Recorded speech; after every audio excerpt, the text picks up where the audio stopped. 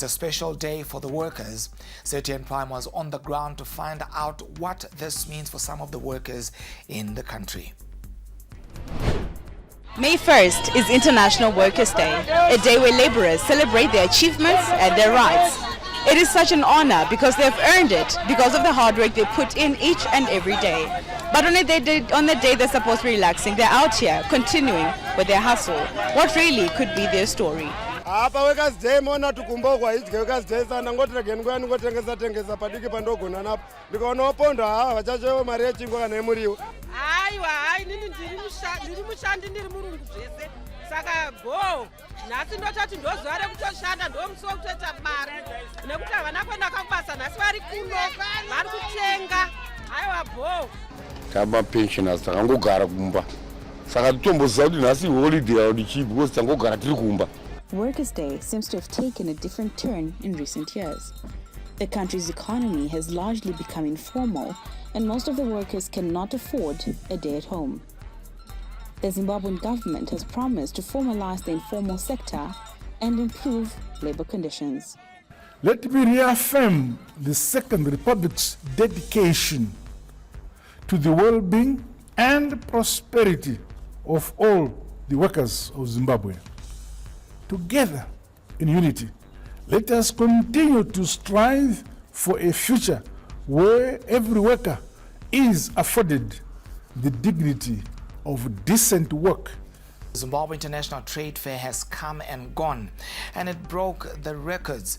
Expectations are that 2025 edition will even be better.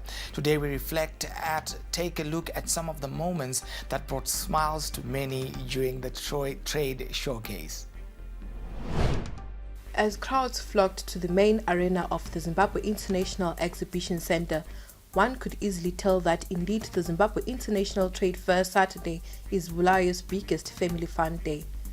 From the candy floss machines to the clowns offering face painting services to children digging into ice cream, it indeed is a happy day for the young and old. Of course, it can never be a full real trade fair experience without the photo moments at the Coca-Cola fountain, which has become a landmark of the annual trade showcase. Urban legend says every child that has visited the fair has attempted to sample the Coke from the fountain. At the arena, it is the well-coordinated marching of the soldiers and the peaceful drills of the jam majorates marching into the melody of the Zimbabwe Prisons and Correctional Services Band. Seasoned performer and crowd puller Sandra Ndebele takes to the stage alongside songstresses Nkwali and Tandilana, reminding fans of one of the songs that introduced her to the music scene in the early 2000s. This time, it is a dedication to the Kenyan and Zimbabwean First Ladies who had a front seat to the performances, as well as a tribute to Queen Lozgay.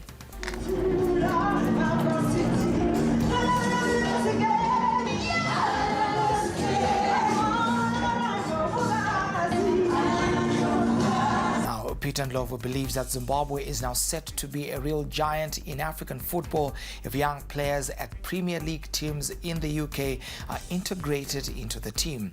Speaking during his visit to Porto Academy in Harare, the Warriors legend said the next coach has an easy task to build a strong team if the right players are brought together. You don't look at how good they are, you look at potential. If there's a potential on a child, you can develop.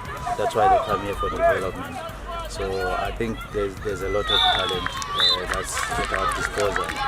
It's how we nurture it, and it's how we also market it when it's becoming ripe. But look at what we have. I'm going to the senior now for the national team. Look at what we have at Liverpool. Look at what we have at Newcastle. Look at what we have at Luton. You know, look at the players themselves in Europe. The whole team from number 1 to number 30, they can come from Europe. So that means really the coach has got a simple task of bringing them together and having a team.